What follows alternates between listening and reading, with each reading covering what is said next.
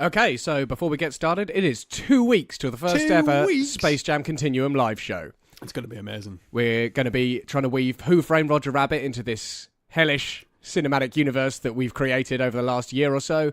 It is on June the 13th at 7 o'clock at the Pavilion in Reading, and we'll be showing the film. They're doing a live episode of the podcast. Yeah. And you can get involved, come have a chat, share some theories and queries, and really, get in amongst it. For £3 as well. It is £3 a ticket. Yeah, you can get tickets from the Nag's Head across the bar directly from us. You get a nice physical ticket, which is real cool. And that's directly opposite the venue. Yeah. Otherwise, you can get them at kaiju.fm/live. So head over there, get yourself a ticket, come on down, get involved. That's on June 13th, 7 o'clock at the Pavilion in Reading. It's £3. £3.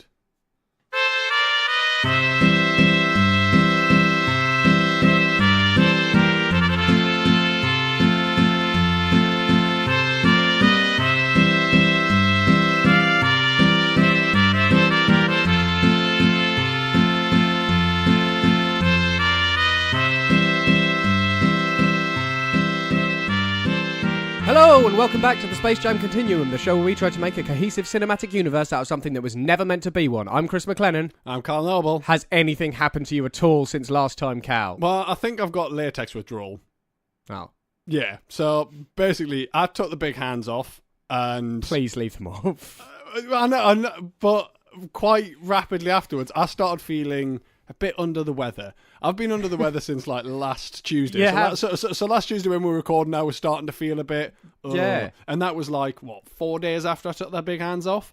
And I've been feeling a bit rough ever since. Like, not catastrophic. I mean, you were pretty bad the day after that podcast, though. Yeah, it was, yeah. So the day the podcast went out, like, I had to take a day off work. I was like, oh, God, I can't move. And yeah, I think it's latex withdrawal. Well, I mean, fight through it. I'm going to have to. I'm just going to have to deal with it because I ain't going back to the big hands, man. Maybe just normal gloves for a bit? What, like just marigolds? No, just gloves. Oh, right. I mean, I have got gloves, but it's too hot for gloves. It was not too hot for giant latex hands. It was too hot for them, but, I wasn't feeling ill then. It's good because you're saying it was too hot for them. You're talking in the past tense. That's good. That means you're moving away from it. Yeah. So it's time to move on. Yeah, it's a physical withdrawal, not a psychological withdrawal. And you can finally start learning the banjo. Yes, which is going. Look on the bright side. Well, I guess. Yeah, I mean, look on the bright side. You've now got the dexterity to begin learning the banjo. Something that for 33 days you were without. Yeah, I couldn't do that. Let's watch some cartoons. I think that's a good idea. What we got? Well, we're starting with Pepe Le Pew cameo. Which in the past has normally meant, really brief. Yeah. Sometimes not even that character. But yeah. I think this one, it would have to be Pepe, wouldn't it? Fair and Wormer? Fair and Wormer from September 28th, 1946. Bring on Pepe Le Pew cameo. Let's see what's about.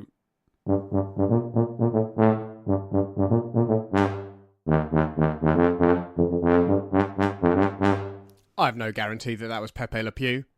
I have no guarantee, but he was doing that bouncy bounce that Pepe Le Pew does, though. Isn't that just a skunk thing? Nah. Just nah. Nah, it's a Pepe Le Pew thing. All right, but Pepe Le Pew, we're not going to learn anything about him from this. No, but I mean, that episode went largely as I expected it to be honest. Yeah, really not a lot to tell us. Although, there are a few little things. Yeah. So, we observed some of the issues of living in a world that can become entirely two-dimensional. Yes. Yeah. Especially if you all run into the same wall. If you all run into a wall, then, you get sort of a concertina sort of hierarchy. So basically the episode revolved around a worm being chased by a bird who's being chased by a cat who's being chased by a dog who's being chased by a dog catcher who's being chased by his wife until a mouse turned up. Yes. Which is quite early, and then she just ran around with the mouse. Yeah. So it was mainly the first 5. It was just a chase episode. And like the whole thing. In the most literal and linear way possible. Yeah. Like, it was always that order, that's who they're chasing. A skunk turned up, maybe Pepe and Le Pew, all ran away from that. Well, the thing is we know it's supposed to be Pepe Le Pew because it's mentioned as a cameo. So again, it could just be that the portal just went, it's a skunk, but also they hadn't put skunks in before Pepe Le Pew. No, so Pepe Le Pew is the first and only skunk we've seen. Yeah, because the other skunk wasn't a skunk; it was a cat. Oh no! There was the wife.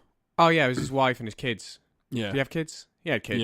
Yeah, of course he had kids. Because that's when he was called like Michael or something. Yeah, Michael. Yeah, I can't remember. We're gonna have to go back and find that out because that's the kind of information we should have to hand. Like that. Just like bang.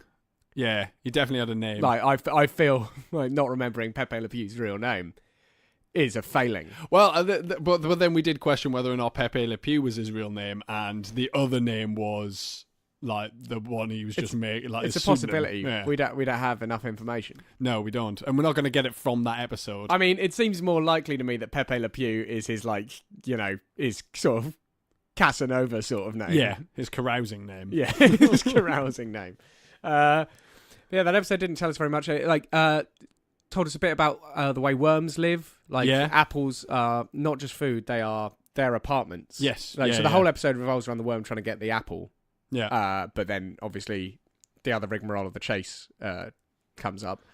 And then at the end, when they all get stuck down a hole, and then the worm pricks the ones who are on top of him with a pin, and they all jump out. Yeah. Because they all jump down the hole because of Pepe Le Pew. And then he comes out with the gas mask and just wanders past and goes and gets his apple. And the narrator... There wasn't a narrator until... That point. That was the only point there was a narrator. Yeah. But yeah, he turned up and said, do you really have to go through that every time you want something to eat? And he goes, oh, it's not food. It's the last furnished apartment in town. And he gets the apple and he opens it. And there's a little outhouse apple. Yeah, and he comes out in like a little towel, doesn't he? Yeah. It's like, oh, right, okay. So, I mean, I guess that's a fancy way for worms to live. Like, where do we think Bookworm's book falls in the hierarchy of worm living? Well, I mean, because the thing is, he is a bookworm, so maybe bookworms get that because Yeah, but I wonder, is he a bookworm, or is he a worm that lives in a book? Is he a worm that lives in a book? I don't know, because then does that make that go is from that a groundworm to an apple worm? Yeah, is that? I think is that like being a squatter, living in a book? I reckon living in a book's probably quite fancy. Yeah, I thought because it might be like quite heavily themed. You really know what you want to do with the place. Yeah, either that or maybe he got a job as a librarian and then. Yeah, so maybe that's just his accommodation. Came with an apartment. Yeah, it came with an apartment. Yeah, I guess that might be the case. I just wondered because this one he made it out to sound, pretty nice. It's the last furnished apartment in town. So it's okay, it's already set up for you. It's ready to go. Yes. Yeah. Well, I mean, it had a door, had windows, had an outhouse. Also, because of the way books sort of manifest and the creatures can come out of them and stuff like that. There's something alive inside those things. Yeah. Can you furnish your apartment or change the nature of your apartment by simply writing a bit more in the book? Oh, that's a good point. If you annotate the margins. Yeah. Can you give it a bit? You're like, oh, I need a bit extra room, or I need a windowsill. Yeah. Then you find all the words that mean spacious and you circle them. Yeah. And you write spacious in the margin. Yeah. It just goes boom. And you go, nice. Yeah, I don't know. It'd be interesting to see, but because I don't remember seeing any kind of annotations in any of the books beforehand. But maybe they were just happy with what they had. Maybe someone should tell Bookworm to give it a go, because if anyone's going to do it, it's going to be Bookworm. Yeah, because, he's a bright lad. Yeah. I mean, we haven't seen him in a while. Yeah, but I reckon he's probably doing pretty well for himself. Well, I hope so. Because Sniffles is gone. Well, yeah, like when you cut that tie in your life, there's toxic people out of your life. You can suddenly move on. One thing I did find quite interesting about this was when they all jumped down the hole to get away from Pepe Le Pew, the worm jumped down an existing hole. Then the bird jumped down and made a bird-shaped hole. The cat jumped down, made a cat-shaped hole. The dog jumped down, made a dog shape. And the dog catcher made a dog catcher shaped hole. Yeah. When they came out the hole, I was going to bring this up. It came in reverse order. So as soon as the dog catcher wasn't in there, it was a dog shaped hole. Yeah, exactly. And it just went whoop, whoop, whoop, whoop. So does the ground know what's going into it and accommodate the hole for the creature that's going in? So my sort of assumption there was that the sort of, and we'd have to see it happen on just soil rather than on grass. But I looked at that and saw, basically the grass is a sort of membrane. Right. And you jump on it enough weight and you fall into the soil and it gets dragged down. Right, okay. But it's kind of springy and under tension. Yeah. And then when you take that weight off it goes boing. Oh, right. But, the problem I had with that was it worked for me up until the dog.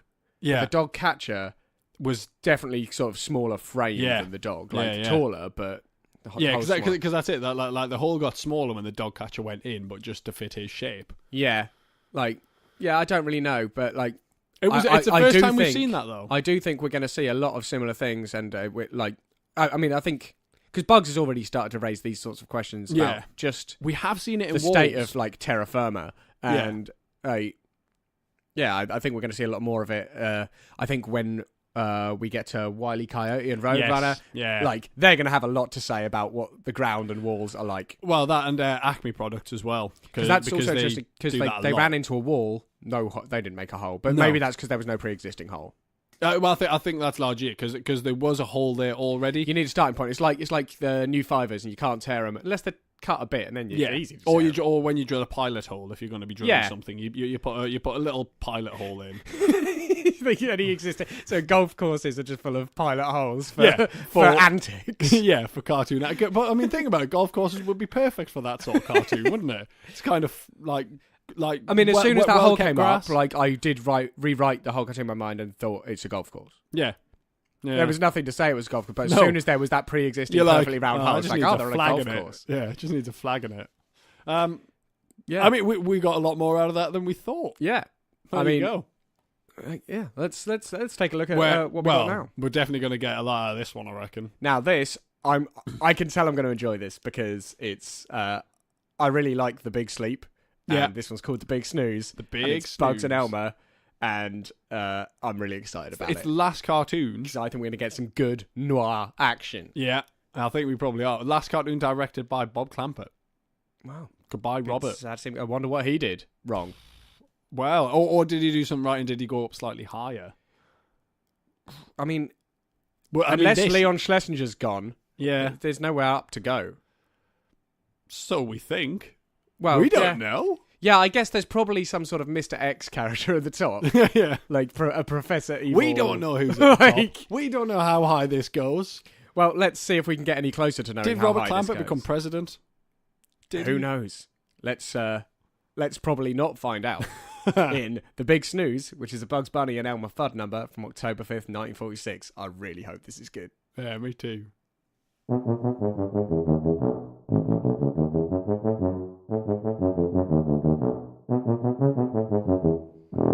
Right, so this for me has confirmed a suspicion that I've had for a little while. Okay. Bugs isn't just tormenting Elmer. No, it Bugs doesn't is seem to training Elmer. Yeah. Okay. He's a protege. He knows he needs Elmer to be the best he can possibly be. Yeah. And so that's why at the start of this one, for instance, he chases Elmer. Elmer runs into a log chasing him. Bugs spins the log round so it's pointing off a cliff. Yeah. And Elmer runs off the cliff. He does the standard cartoon thing where he's like feeling around with his feet and he runs back into the log before he falls. And Bugs just spins it so he runs back out on the cliff. Yeah.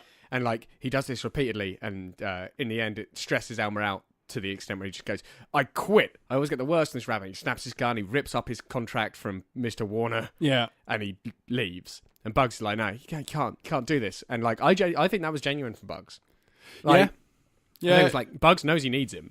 Yeah. And it's like, I've gone too far. Like, I need to sort this out. Now, the way he chooses to sort it out, not ideal. Finding another way to torture him, yeah. From a a moral perspective. But, like, I think it's at the point where he's training Elmer up. He's more like a drill sergeant. Yeah. So, in this episode, Elmer quits, and Bugs, he goes off to just have a relaxing time fishing instead. He falls asleep. Yeah. Presumably due to the sleeping pills. I presume Bugs did that to him. Because as soon as Elmer's asleep, Bugs goes, "Okay, let's see about this." And he gets sleeping pills out. He does, yeah. And Bugs in his mouth and goes to sleep next to him. Now, we've explored the ideas of a shared dream state before.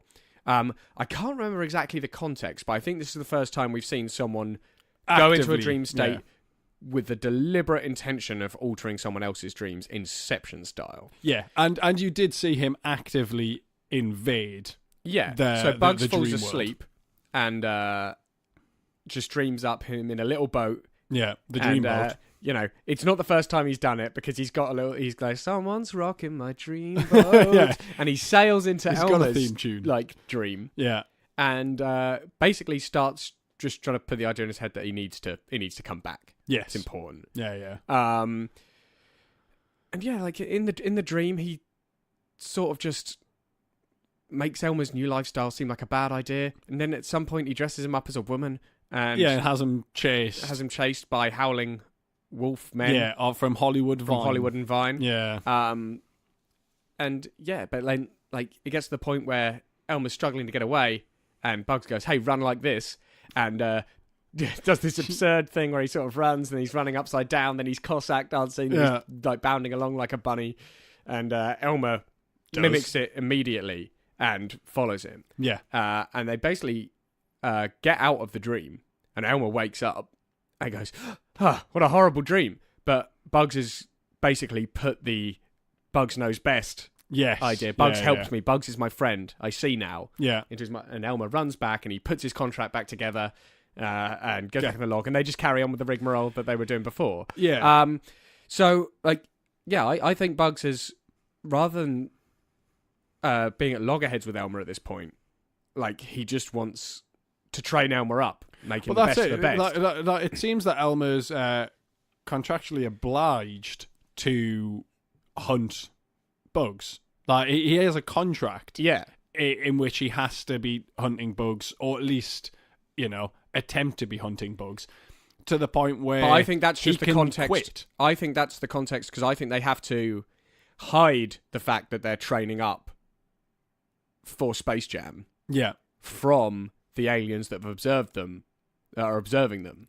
So when you say they do, like, do you mean Bugs, or do you think the agency at this point are aware because Bugs has told them that this is going to happen? Because the agency won't know. I think the agency are aware. And do you think that information has come from and Bugs? Unfortunately, they know that people are watching. Yeah. And they need to hide the fact that that's what's happening. Yeah. So do you think that information came from Bugs?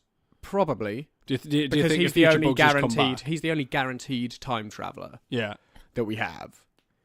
Everybody else, like, we've not seen them travel through time. No. Bugs is the only one that we've seen for sure. Yeah. Mr. Warner, he's not been mentioned directly before, but top of the list, man. But knowing, like, because I presume like Bugs knows what's happening. I think Elmer knows. Like, that he's being trained for something. So I don't know. I don't think Mr. Warner is the big man. I think Mr. Warner is entirely fictional. You think? I think that's because they know they're being watched. It's like, look at the studio execs. They're definitely the minds behind this, guys. And he rolls up the contract, and actually, it's nothing to do with it. Yeah, it's nothing to do with either of them. The Warner Brothers. Yeah, I think Warner Brothers, like, there's an inner circle there that's agency connected. Yeah. But I actually think that Mr. Warner is just running a studio, doesn't know that that's going on within his studio. Yeah, possibly. So, like, he does act a as bit a of a front, patsy. but, like, he thinks he's just running an animation studio. Yeah. That's my feelings currently. Yeah, no, that sounds likely, and you know, it is backed up by this episode. Like, that theory is definitely backed up by this episode, because there's very little way to make sense of, you know, the contract, and, you know, why Bugs would be just so adamant to get Elmer back.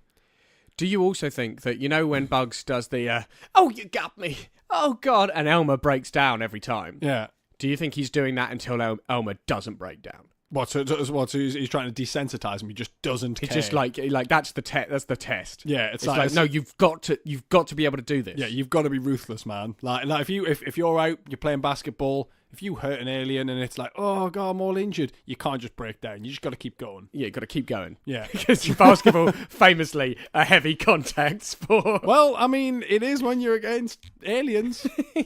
Maybe it's true. Yeah, I think he's just trying to desensitize him. Yeah, you know, he just wants to harden him up. It's kind of like going to war, you know. Because the thing is, like, Daffy doesn't need that treatment.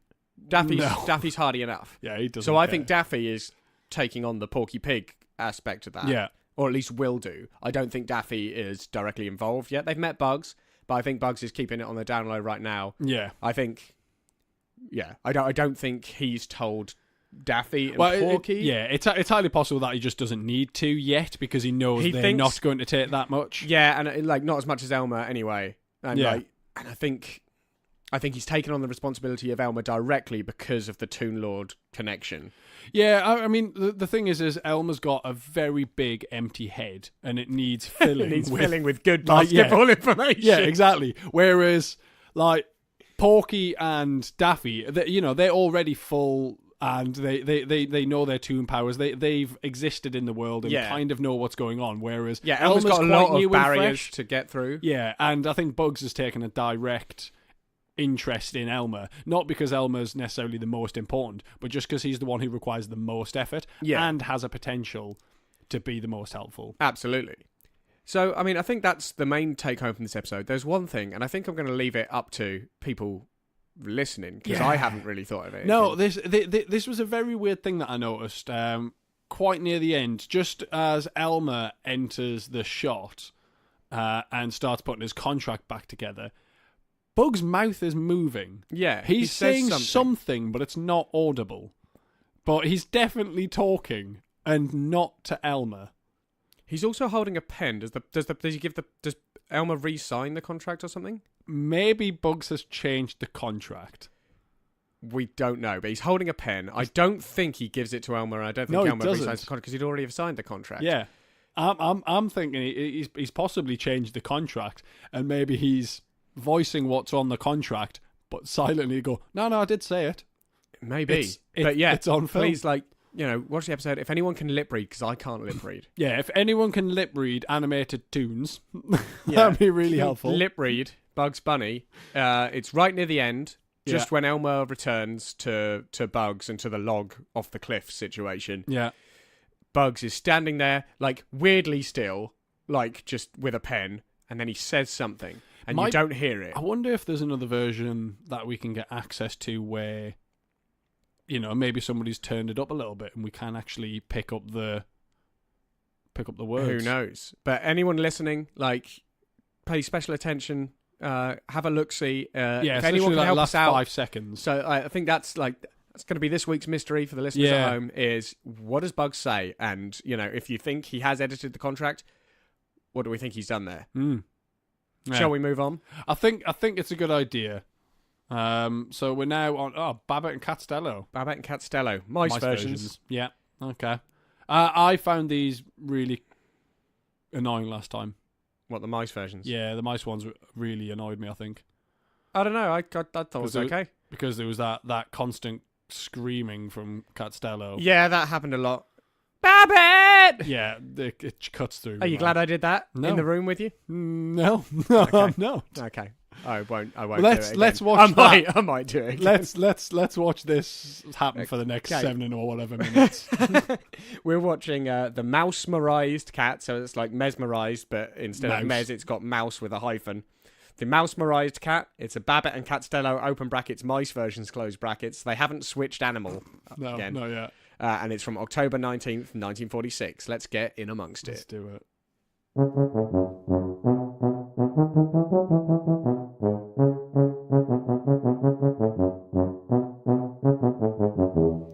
So the Tooniverse contains one, if not two, of the most comprehensively and intuitively written instructional manuals ever to be written. Yeah. How to hypnotize, which has cropped up before. It has. And possibly how to avoid getting hypnotized, whatever it's called. How to avoid. Yeah, but that seemed like more of a physical defense. Than it was a mental defense, because it didn't actually help him at all. Maybe it was just so engrossing. Well, yeah, possibly. But yeah, like Babbitt has decided to take up hypnotism. Yeah, Costello. He's got the same book as Elmer had. Yeah. And developed the same eye-zapping powers. Eye-zapping powers, yeah. Yeah, and it seems to work immediately. Just having read the book, you go, okay, did I get everything right? Yep, got it right. Zap, eye zaps. And you don't even really have to tell them what it is you want. I think the thought is... telepathically the thought is transmitted through the eye beams. this book seems to be able to grow in size, because at some point, Castello is out chasing a cat, and Castello now thinks he's a dog because of Babbitt. The cat realizes it's just a mouse, but then picks up the book that Babbitt seems to have dropped, and the book in a matter changes in size. But also, he reads like a page of it at most. Like, it's a couple of seconds. And can hypnotise. So, like, it's amazing. Babbitt, when he did it, he overlooked one minor detail. He did. And then sorted it out. Yeah. Quickly. Yeah, so it's not just opening the book gives you the power. You've got to read it, and there's, like, instant comprehension. Yeah. But... So, basically, he's trying to hypnotise Castello. Yeah. To chase away the cat. Much to your joy, because once he was hypnotised, he stopped going, Babbitt! Yeah, he just yapped like a dog. Yeah. So that was better. Small dog. But yeah, he's trying to hypnotise Castello to go and basically deal with the cat. Yeah, I don't understand why he didn't just hypnotise the cat, though. I mean, maybe he's not sure it works. Yeah, I mean, it does work. But also, work. He'd be in danger there, and he's not in danger dealing with Castello. And he's quite happy to put Castello in danger. We know that. Well, yeah, it does seem that way. But yeah, like, the book still changes in size, and this is weird, like, because it goes from being mouse-sized book to being cat-sized book. Yeah, I'm wondering if it's some sort of more sort of like magical tome that just gets passed around, because like, you know, in Lord of the Rings where the ring like shrinks to to match the size of Isildur's size. Are you quite all right? No. Is it the latex withdrawals? It's the latex. I've now got a tickly throat. God. But yeah, I think it does that. I think the book has a will. Yeah, possibly. So it can... Oh, God. I'm going to have to go get a drink of water. Okay. Go and do that. Yeah, I'll be back in a second. Right. I'm back. Yeah, you good? I think so. Well, I've got water now, so that's going to help. Okay. Oh, this is ridiculous. For fuck's sake, man. Sort yourself out. I'm trying. I am trying. But what can you do? You got a tickly throat and you can't stick your fingers down and scratch it.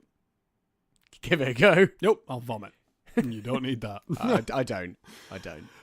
Yeah, so like this book just seems to float around. Maybe it can just find the person who needs it, or, you know, maybe it's just a mischievous book. Yeah, but the question this raises for me is, who created this book and its will, and who keeps delivering it to people? But I don't know. I think it just calls. Like I really think it's a One Ring type situation. Right. Okay. So we need to work out who wrote this book then. Yeah, it's calling to people. We need to work out who's behind it, but I don't think the information we have here is going to tell us that. No, well, I mean, there's no author on the front page. Which, like, I think is wise on the part of the author. Yeah. Because you're creating a villainous and, like, incredibly powerful that's it. artifact. It's good to not sign it. It is. The thing is, as yet, it has not been used for good at any point. Even Castello at the end just got rid of the cat and Babbitt, and then was reading the book How to Live Alone. Yeah. There seems to be a lot of instructional books about. And yeah, they did. But like the last place we saw these instructional, like this volumes of instructional books was in it was a Claude episode with Claude and Bertie and whatever the other mouse is called, Hubie, something like that. Hubie and Bertie. Yeah, that sounds true to me. Yeah, no, it does. But they never say those names. That's the trouble. They're only on the list like that we have. They could be called anything. Keith and Brian. I think the last time I really remember seeing this amount of instructional books was Sniffles' House. Oh yeah, he had a lot of instructional books as well. Yeah, that's right. I think maybe but then Sniffles is the author of How to Hypnotise. Possibly, although the ones in Sniffles' house, like, it was comically basic, and he clearly made them himself in a sort of scrapbook style. Yeah, and they just had pictures of him in it. So I don't know. I wouldn't like to. I really wouldn't like to settle on Sniffles as the mastermind behind this. Well, let me just paint the scene for you. Now, Bookworm. But he is because he might have made those books for Sniffles instead as a last gift. It is to possible, his deteriorating friend. Here's the scene, right? Bookworm and Sniffles co-wrote this hypnotising book. realised how powerful it was, and then, unable to deal with the pressure, Sniffles becomes a raging alcoholic to the point where he literally just blanks his mind of it completely and just goes off. Do you think they just threw it away? Kind of like Jumanji. They just threw it off a bridge or something? Yeah, and then Bookworm retires back to his bookstore because he's like, no, I can't deal with this. So he just goes off into retirement. Sniffles becomes a raging alcoholic. Yeah. And they are the co-authors of this book, not through malicious intent, but just, they just wanted to write a fantastic book on how to hypnotise. So I'm not saying that's how it happened. Just putting it out there as a theory. It's good. That's a theory. If you've got a theory, please, find us on Twitter or on Facebook and get involved. Mike from By the Mash Ton taught us to Facebook, and we've got a page now. We have. Which also links directly to our chat group, the TSJ community. So get involved on there or on Twitter, and tell us what you think and about what Bugs said to Elmer. Yes, yeah, because that is the big mystery today, I think. I know. I mean, I think it's been a good one for ongoing mysteries. Yeah, no, it has. But right now, though, I think it's time to get down to some more serious business. Take a look in the Porky Piggy Bank. Let's go give it a rattle, and it proper rattles now.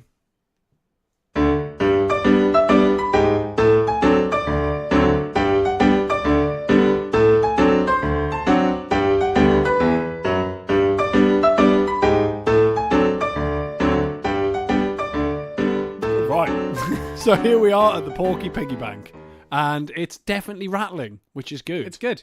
Thank you to all of you who've bought tickets for the live show. It's really helping us out. Yeah, and really is. We're really looking forward to it now. I know. I'm less terrified that no one's going to be there now. It's 2 weeks from today, so it's going to be on the 13th of June at the Pavilion in Reading, and we're going to be showing Who Framed Roger Rabbit. Which is great in and of itself. It is.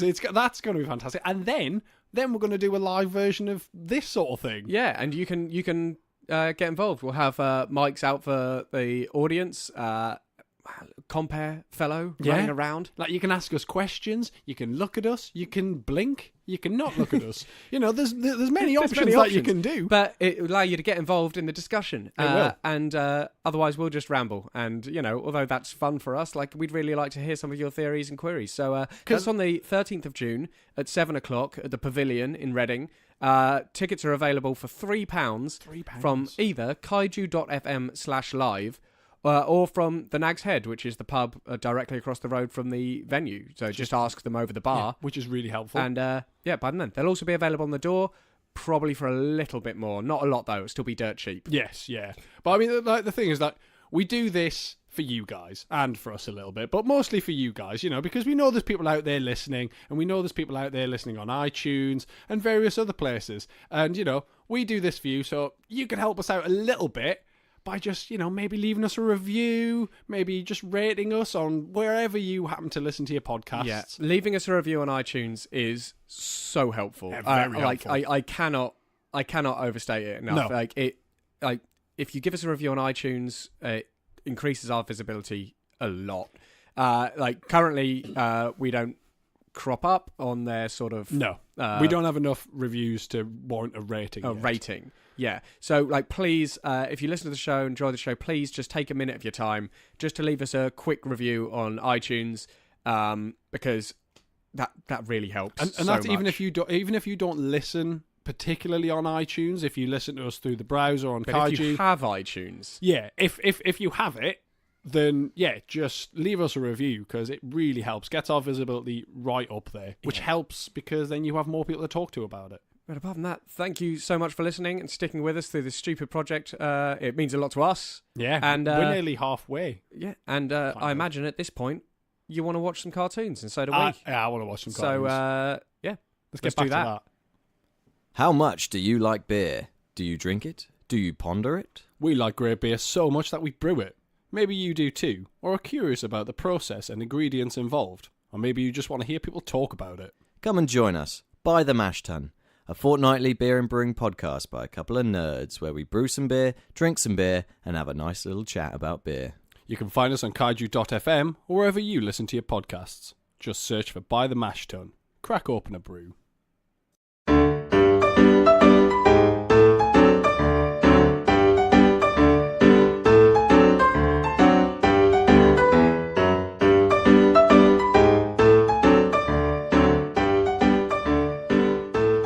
Okay, we're back with our good pink boy. Yeah. It's been a while since we've seen him. Yeah, I mean, not since he got kicked out of his house by Sylvester and his mates. Yeah.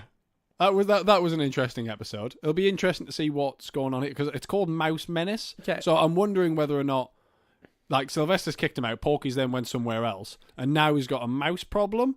He's had a mouse problem before. Yeah, do you think he's going to call Sylvester and go, look, mate, I know we've had our differences in the past. Can you come on down and help us out?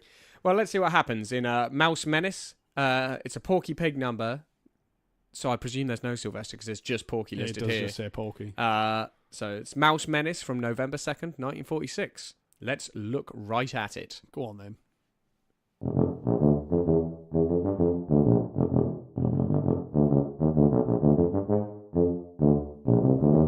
Okay, so Porky's got another mouse problem, different house. Now, the episode mainly revolves around Porky taking increased measures to try and deal with a mouse in his house until he builds a robot cat, which, like, gives the mouse a run for his money, but in the end the mouse still emerges the victor. That's the broad strokes of it. Now, before we start, I want to ask, do we think this is Porky the Fourth? I couldn't see why not. Well, but let me ask you this question. Okay. Which Porky Pig, and we've got more than two to talk about because there's also all the people who lived in Porkytopia. Yes, that's true.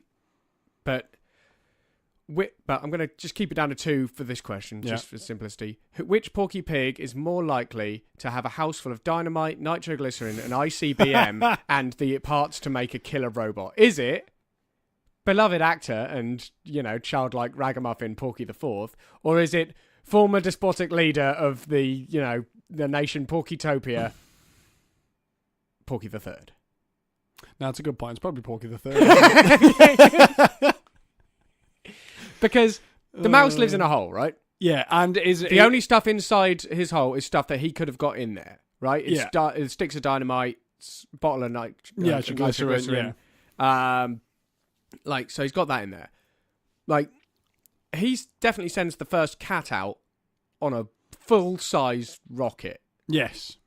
So I'm going with it's either. You see, I don't know that I think it's Porky the Third, but I wouldn't be surprised if it was a higher up in that. Well, I mean, the thing is state. Porky the Third did have a travel power, which, as far as I can remember, we haven't seen Porky the Fourth demonstrate yet. Was it definitely Porky the Third, the travel power? I'm fairly certain it was. So I think it's reasonably. I think it's more recent than that. I don't know. I might be wrong because this travel power was essentially if Porky needed something, he could immediately go to the shops and spend it because it was the fiscal irresponsibility. Oh yeah, of Porky the Third, which kind of gave rise to this. So he seems to have this ability to basically stand at the door and go, I need something, and just go out and immediately come back with exactly the thing that he requires, which probably explains why he has things like, giant rockets. But he also comes back this time and says, I was slowed down because flat tire. So it means he does take normal means of transport. No, he just said slowed down because of a flat tire, not necessarily his.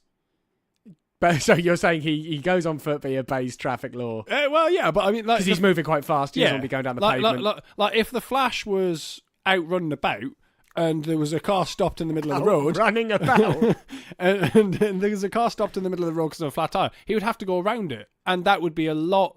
Would he for him a go lot around longer? It, or would he help him fix the flat tire? Depends what he was going to do. And if he was going out and trying to buy a cat to kill a mouse, I think he'd probably go around. You see, see, the Flash is a good guy. He'd probably stop and help. Yeah, but it'd be done in a flash. Well, that's true. But yeah, like, I really think when that power materialized, we were post Porkytopia. It doesn't seem that long ago. No, but I can't not think a lot exactly of it does, the context where it happened. So yeah, I'm struggling. I think we'd probably have to go back and revisit a couple of them, but I'm fairly certain it was a Porky the Third power. But either way, I'm fairly certain this is Porky the Third, based or a higher up in in Porkytopia. Yeah, like his chief is like some sort of chief engineer. Yes, right, because we never saw Porky the Third really demonstrate any mechanical or like technical prowess. No. Whereas this Porky could build a robot. built a robot. Yeah.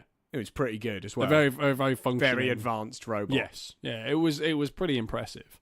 The mouse has a chart in its house of confirmed kills and possible kills for cats. He's quite honourable about it as well, because he deals with a few. So there's the first cat. Yeah, launches it and that away on a presumably rocket. got chalked up. Yeah. The second cat, the is mountain a mountain lion. Yeah.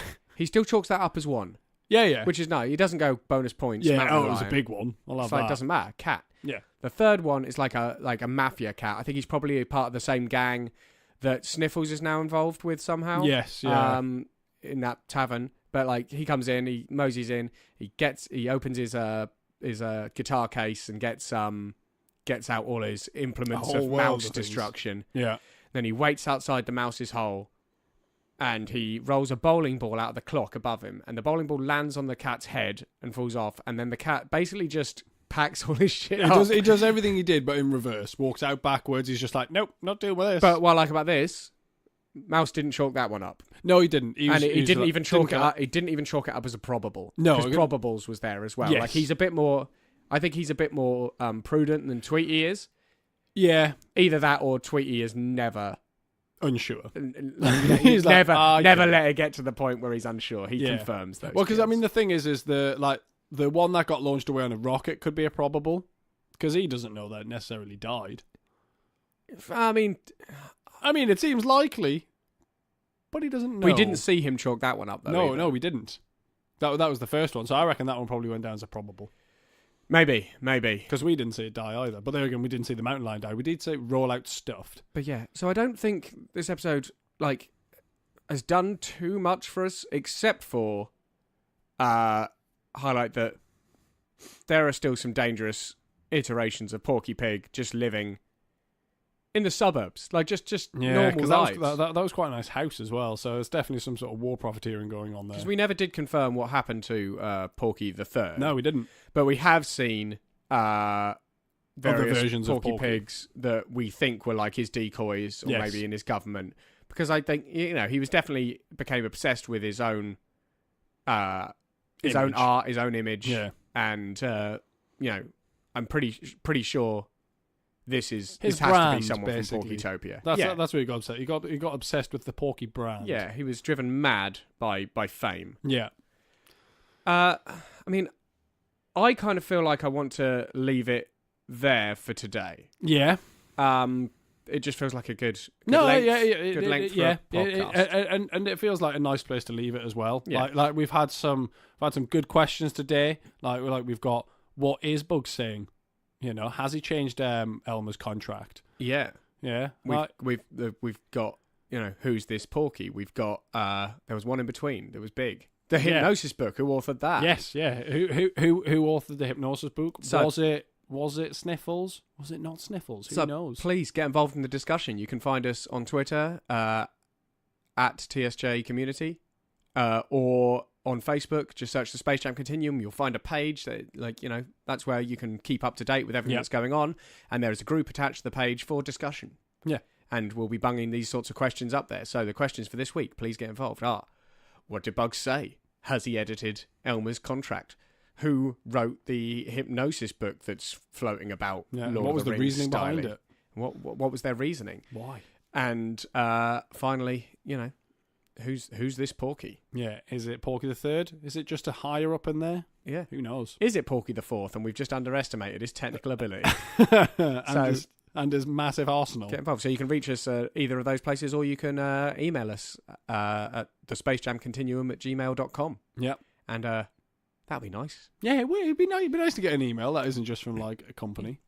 Otherwise, head down to the live show. In fact, also head down to the live show. Definitely. Do you know what? Do both things. Even if you don't write a question, buy a ticket and come see the live show. Yeah, because then you can there'll be questions. Yeah, ask the questions directly to our faces then and there. So that's on the 13th of June at the Pavilion in Reading. It starts at 7 o'clock. And you can get tickets at kaiju.fm/live or over the bar at the Nag's Head in Reading for £3. You'll also be able to get them on the door, but they'll be a little bit more expensive. Slightly more expensive. So we'll probably see you next week. Well, Yeah, we I won't see you. imagine so. We'll just know you're there. We will talk We'll at you know next you're week. there. Oh, We'll that sounds talk creepy. at you next week. Bye.